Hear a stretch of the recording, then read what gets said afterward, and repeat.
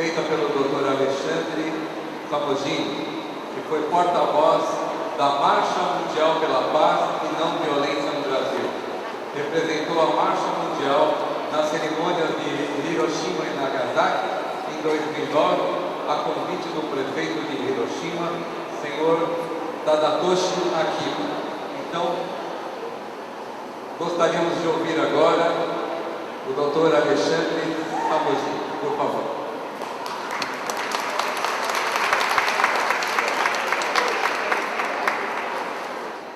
Bom dia.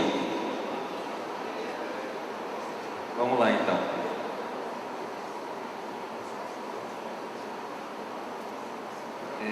Queria agradecer primeiro a esse convite para participar desse Fórum pela Paz, organizado aqui pelo Rotary. Especialmente agradecer a senhora Lumi Toyoda. Estamos muito contentes de estar aqui. Agradecer também ao governador Marcos Zanardo e também agradecer por estar nesse evento.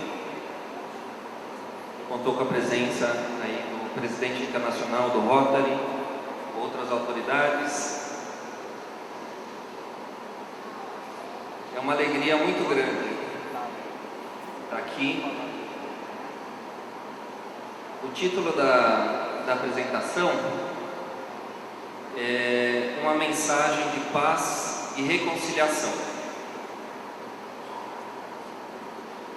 Não sei se está dando para ouvir bem. Estou falando um pouco pausado porque parece que tem um pouco de eco. Então vamos lá. Tem algumas dificuldades técnicas, como sempre, mas eu não vou acompanhar muito o Data Show. Tem só algumas fotos aí que eu queria mostrar, que é quando nós estivemos em Hiroshima e Nagasaki, no ano de 2009. A gente teve nas cerimônias que eles fazem anualmente no mês de agosto, na cidade de Hiroshima e Nagasaki, que eles lembram a tragédia nuclear. Eu vou falar um pouco dessa experiência. É um depoimento pessoal. Mas na verdade, o que eu queria falar, o tema da palestra é sobre a paz e a reconciliação. A paz é o tema aqui desse fórum e é o tema da Marcha Mundial que a gente participou naquele ano, em 2009. Através da marcha, a gente foi convidado para participar das cerimônias pelo então prefeito Hiroshima, o Sr. Akiba, que ele também era o coordenador de uma associação chamada Prefeitos pela Paz, a Majors for Peace. E a gente foi participar. Eu não conhecia o Japão, apesar dos meus avós maternos serem japoneses. Eu não conheci o Japão ainda. Apesar do meu irmão estava morando lá no Japão, não tinha tido a oportunidade. Mas quando veio esse convite, eu senti que era a oportunidade, era como um chamado que estavam me fazendo para eu conhecer a terra dos meus antepassados, me conhecer melhor também, e nada melhor que essa oportunidade para participar das cerimônias de Hiroshima e Nagasaki. Eu confesso que a gente chegou lá, aí tem a foto das ruínas, essa foto conhecida, que é as ruínas em Hiroshima, e para mim parecia uma festa no começo. Parecia uma festa, tinham muitos jovens, pessoas do mundo inteiro, muitos estudantes, e eu não sentia aquele peso da tragédia nuclear que eu imaginava quando eu era criança. Me falavam das 2 bombas atômicas e todo mundo tinha morrido, 140 mil vítimas naquele ano em Hiroshima, 80 mil em Nagasaki. Quando eu era criança, eu confesso que eu ficava triste e ficava até indignado, revoltado. Mas para minha surpresa eu fui para lá e não senti esse peso, essa tristeza. Então em Hiroshima era uma grande festa, e também eu percebi depois que eu também não estava querendo ver aquelas cenas, né, que a gente tem o Museu de Hiroshima. Eu estava evitando ver aquelas cenas. Mas foi quando a gente viajou para Nagasaki, que é uma cidade bem na ponta do Japão, no sul do Japão, né? Ali não teve jeito, ali realmente aquilo me tocou. Eu vou contar um pouco, aí um depoimento bem pessoal. Se desse para passar umas fotos a mais. Aí o Memorial da Paz em Hiroshima é como se fosse um parque, né? Muito grande, muito bem organizado, muito bem estruturado, que eles fazem todo dia 6 de agosto a cerimônia às vítimas da tragédia nuclear. E aí os estudantes que participam, eles têm uma coisa muito interessante, que é mostrar para os jovens, lembrar tudo o que aconteceu na época. Aí a gente estava com a delegação da Marcha Mundial, com o prefeito também da Nova Zelândia, com o coordenador da marcha, o Rafael, é um espanhol, né? E estava muito quente. O problema é que estava muito quente. A gente caminhava 5 minutos, 10 minutos, e vocês não imaginam, aqui esses dias estava fazendo muito calor, né? Só que lá é muito pior, é um calor de você ficar pingando.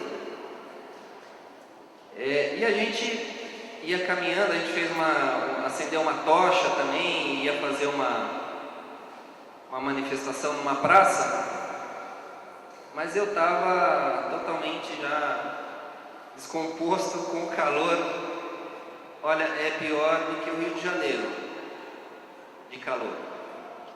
Para vocês terem uma ideia, eu estava tão cansado que uma senhora estava no grupo, ela abriu a bolsa dela e deu uma toalhinha, e era uma toalha congelada. Eu nunca tinha visto isso. Ela me ofereceu e eu comecei a passar a toalha no rosto, e foi um alívio, foi a salvação, porque eles têm esse costume de congelar uma toalha, levar numa bolsinha térmica, e ela me ofereceu essa toalha. Foi o que me salvou aquele dia.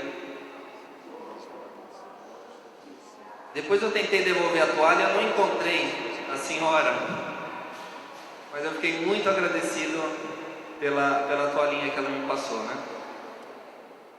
Mas eu estou falando isso pelo seguinte: teve uma cerimônia lá em Nagasaki que eles levavam os baldes levavam os baldes e ofereciam aos mortos da bomba. E eu queria saber por que eles ofereciam aquele balde com água para as vítimas. Tinha um painel, né, uma parede com o nome das vítimas.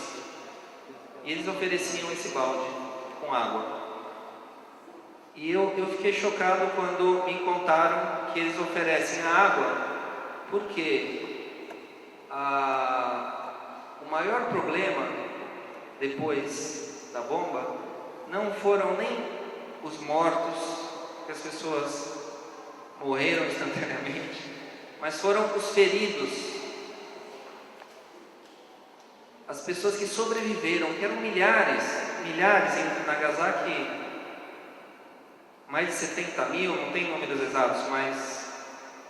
E o problema é que eles não tinham água para beber. Eles não tinham água. Então eles passavam dias, às vezes semanas, e não podiam beber água. Só que alguns acabavam bebendo água. Só que a água era radioativa e eles morriam pela contaminação da água. O senhor Morita, que é um dos sobreviventes da bomba, um Ibakuxá aqui do Brasil, ele tem um depoimento que ele fala que os sobreviventes também pulavam no rio para aliviar as dores das feridas, das queimaduras. E aquilo tudo, de repente, me fez um sentido muito grande, e aí eu entendi por que eles ofereciam a água para as vítimas. Me contaram a história de uma senhora que passou todos os dias, ela acordava de manhã e levava um jarro de água para o marido, no túmulo do marido, porque ele tinha morrido por ter bebido a água contaminada. E isso durante 50 anos, todos os dias. Aquelas histórias me marcaram muito, e aí eu não pude ficar muito triste, muito chocado, mas ao mesmo tempo me perguntar: como é que os japoneses depois, eles não quiseram vingança? Como é que os japoneses, eles decidiram reconstruir o país? E até hoje a gente sente que não há aquele ódio nas pessoas. Eles não falam com aquele rancor. Eles querem mostrar o que aconteceu, mas não é a vingança, não é o ódio. Isso foi a experiência mais importante que eu tive quando eu participei lá em cerimônias da bomba. É realmente a capacidade que essa cultura que é tão diferente da nossa, e eu tenho uma parte da cultura oriental também, mas muito mais a cultura ocidental, que é a cultura da vingança, é a cultura do ódio, do ressentimento. E lá é outra cultura, é outra espiritualidade. Então, essa reflexão que eu fiz, como é que eles conseguiram superar o que foi a maior tragédia, a maior violência da humanidade até hoje, e não partiram para a vingança ou para o ressentimento.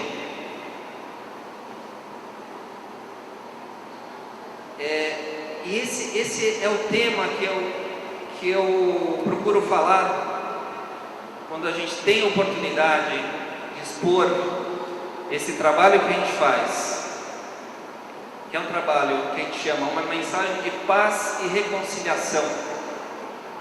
É um trabalho, o grupo que a gente participa se chama a mensagem de Silo. Silo foi uma pessoa, um guia, que falou muito, entre outras coisas, da reconciliação, da necessidade de se reconciliar. A reconciliação, às vezes, não dá para entender direito. As pessoas me perguntam, mas o que é a reconciliação?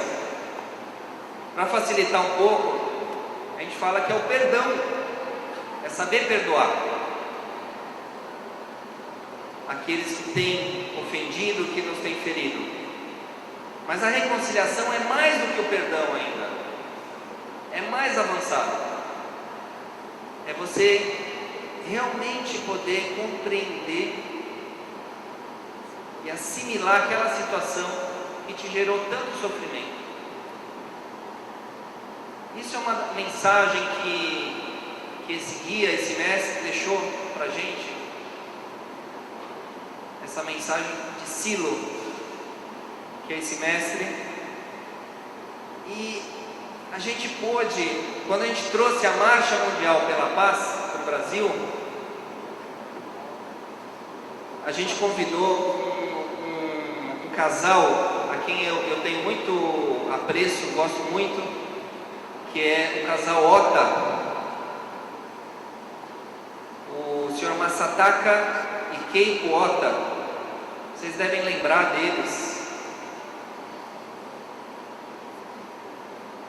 São os pais daquela criança, do pequeno Ives, que foi sequestrado e assassinado por um ex-funcionário deles. E eles têm um depoimento que eu não consigo transmitir essa experiência, mas eles conseguiram, depois de chegar no fundo do poço, depois de passar pelo desejo de vingança, de fazer justiça com as próprias mãos, que eles não fizeram, eles conseguiram, o Masataka, ele conseguiu perdoar, conseguiu se reconciliar com o assassino do filho.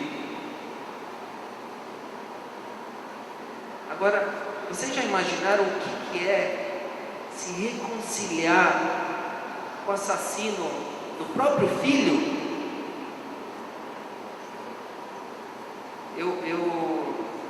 Eu acho uma das histórias mais extraordinárias que existem. É do Sr. Masataka e da Keiko Ota, mas eu não vou contar esse depoimento porque é a história deles, mas tem em vídeo, tem entrevista, tem livros que eu recomendo, é de arrepiar. Eu tenho uma história pessoal de reconciliação familiar. Eu tenho uma história dentro da família. Meu pai era uma pessoa muito violenta, e eu tive que fazer todo um esforço de reconciliação. Passei muitos anos distante dele, e eu tive que perdoar o meu pai, tive que perdoar situações difíceis. Eu percebi que ele tinha uma doença, na verdade, um desequilíbrio psiquiátrico, psicológico. Ele foi se tratar, foi buscar ajuda, e hoje, ainda bem, eu consegui me reconciliar com ele. E hoje é uma das coisas mais sagradas que tem a minha relação com meu pai. É uma experiência muito forte para mim, que eu também falo nessas palestras. E eu acabei escrevendo um livro, junto com outros amigos, se chama Comentários à Mensagem de Silo, Experiências Espirituais de Reconciliação Parental. Parental é relativo a pais e filhos. Por essa experiência ter mudado a minha vida, de me reconciliar com meu pai, eu tento transmitir isso.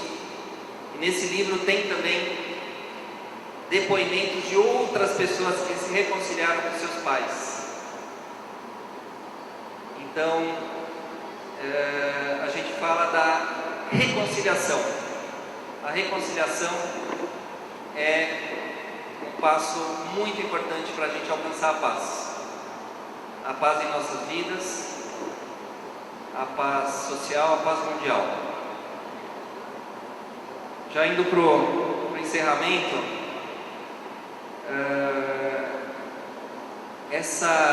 o que me ajudou muito foi essa mensagem, essa corrente que está em vários países, em várias cidades, que a gente tem aqui em São Paulo, se chama a mensagem de Silo.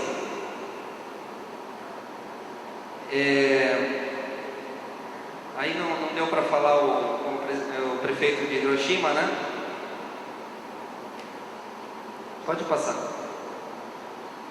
Lá em Tóquio, uma associação que é o Navio pela Paz, também, com a Soka Gakkai, com a direção da Soka Gakkai Internacional, lá em Tóquio. Aí lá em Tóquio também, alguns passeios. Aí com a estátua do cãozinho, do Hachiko.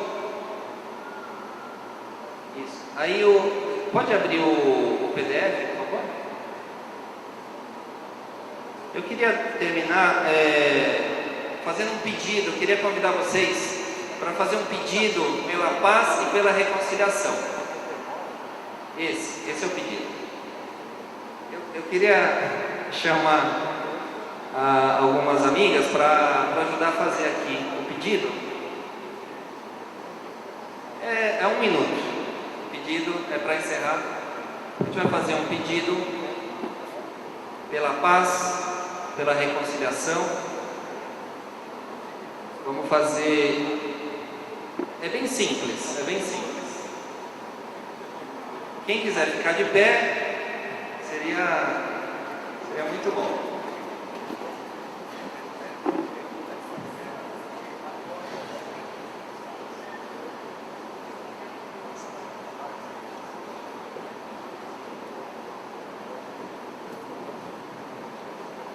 Então a gente vai fazer um pedido. É um pedido para cada um, pode pedir pelo que está precisando. Mas a gente fala, pedir para afastar as contradições, tudo que nos faz mal, tudo aquilo que gera contradição para a gente, gera sofrimento, para afastar isso, para que a nossa vida tenha coerência, tenha unidade interna, para que eu possa me reconciliar com alguma situação que está pendente na minha vida, para que eu tenha paz mental. Então, a gente faz assim, é bem simples. Aspira um bocado de ar, aspira, leva esse ar para o seu coração. Imagina que está levando o ar para o coração, para o fundo do coração. Pode colocar a mão no peito, pressionar levemente o coração. E aí pensar naquilo que realmente você está precisando. O que é aquilo? Qual que é a minha necessidade real? E faz um pedido. Mas vamos pedir para quem? Pode pedir para quem você quiser. Pode ser para Deus, pode ser para um guia, pode ser para alguém que você admira muito, para um santo. Quem você quiser. Cada um tem uma crença, a gente respeita muito a crença de cada um. Então a gente dá 1 minutinho para cada um refletir. Aspira um bocado de ar, leva para o coração e pede. Pede com força, pede com a força do coração, no fundo do coração. Pede para afastar as contradições, pede para que a vida tenha unidade, pede por alegria, pede por reconciliação, pede pela paz.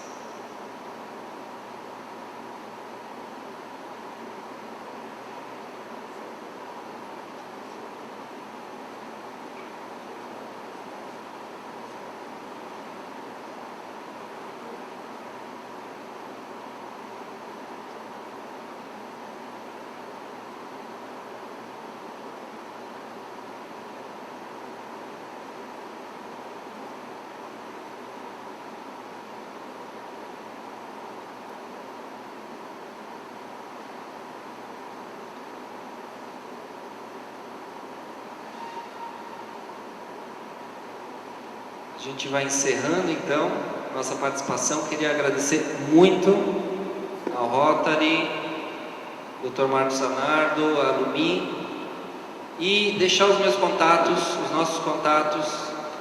Esse grupo, a Mensagem de Silo, é um grupo aberto, que tem comunidades em vários bairros, no Butantã, na Vergueiro. A gente tem um trabalho com os mangás também, Mangás pela Paz. E a gente convida vocês, se quiserem conhecer, vai ser um prazer, uma alegria imensa. A gente vai ficar por aqui ainda, no evento, podemos conversar com vocês, passar os contatos e agradecer mais uma vez. Muito obrigado. Obrigado.